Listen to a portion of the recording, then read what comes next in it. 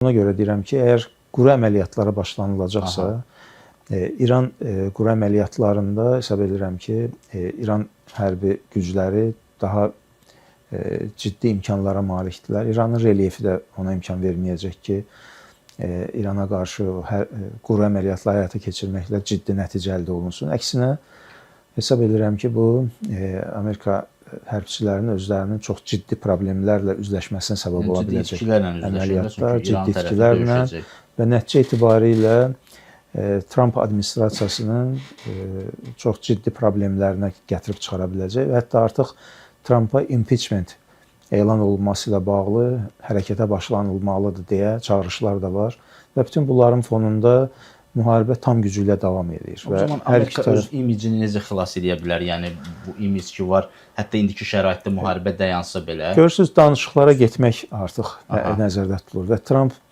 hədəfi əslində artıq danışıqlar masasına gəlməkdir.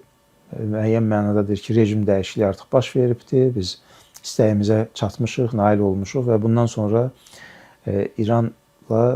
İrana rəhbərlik edən şəxslərlə müəyyən danışıqlara getməklə müharibəni dayandırmaq olar. Yəni artıq müharibəni dayandırmaq haqqında mesajlar verilir. Bu da o deməkdir ki, nəticə əldə olunmayacağını proqnozlaşdıraraq artıq bu hadisələrin fonunda ən azından az etki ilə yaranmış durumdan çıxmaq hədəflənir. Və sonra da elan olunsun ki, biz sonra da elan olunsun. Onsuz da istənilən halda hər iki tərəf elan edəcək ki, bundan əvvəlki 12 günlük müharibədə də elə oldu. Baxmayaraq ki, İran tərəfi faktiki müqavimət göstərmə imkanlarına malik olmadı. O əsas alimlər olsun, istər sepah rəhbərliyi edən şəxslər evlərinin içində vuruldular və bütün bunların fonunda İran sonradan elan elədi ki, biz bu müharibənin qalibiyik. İndinin özündə də əslində daha ciddi müqavimət göstərməklə əgər müharibə dayanacaqsa, İran tərəfi də, elə Amerika tərəfi də biz qalibik deyə mesajlar verəcəklər.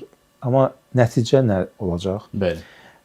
Nəticə məsələ burasındadır ki, hədəflərə hesab edirəm ki, çatılmayıbdır. Amerika Birləşmiş Ştatlarının qarşısına qoyduğu ən azından neft baxımından, enerji maraqları baxımından əlini qoya bildi ora, hədəfə çatdı. Amma indi özü də bu hadisələrin gedişində görünən bundan ibarət oldu ki, Avropa ölkələri də, NATO ölkələri də faktiki olaraq Amerika Birləşmiş Ştatlarına və onun rəhbərliyinə qarşı bir qiyam adlandırıram bunu, qiyam həyata keçirmiş oldular. İstər Böyük Britaniya, baxmayaraq ki, Böyük Britaniya uzun illərdir ki, Amerika Birləşmiş Ştatları ilə siyasətini uzlaşdırmaqla fəaliyyət göstərməkdədir. Ən yaxın dövlətlərdən biridir, birincisidir demək olar hətta. Yenə də bu dəfə də Böyük Britaniya rəhbərliyi fərqli siyasət yürütdüyünü elan elədi, razılaşmadı müharibənin bu cür davam etməsi ilə. Eləcə də Fransa, ardınca İtaliya, İspaniya xüsusilə də hava məkanlarını bağladılar. Amerika Birləşmiş Ştatlarının öz ölkələrinin ərazisində olan NATO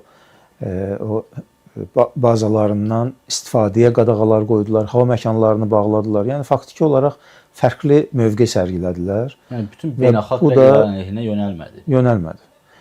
Və ən əsası da əslində o müharibə başlayan ərəfədə Trumpın o açıqlamaları ki vardı, rejim dəyişəcək, daha çox rejimi daxildən dəyişməyə hədəfləyirdilər. Rejimi də daxildən dəyişmək üçün mütləq mənada İran əhalisinin özünün bu məsələdə xalqın iştirakı vacib məsələlər idi. Amma hesab edirəm ki, ilk gündən çox ciddi yanlışlıqlara yol verildi. Dinc əhaliyə qarşı əgər hərbi əməliyyatlar həyata keçirilirsə, bu heç bir halda həmin insanların, hətta rejimin əleyhinə olan insanların etiraz deyək dalğasına qoşulacaqları imkanlarını sıfırlayır.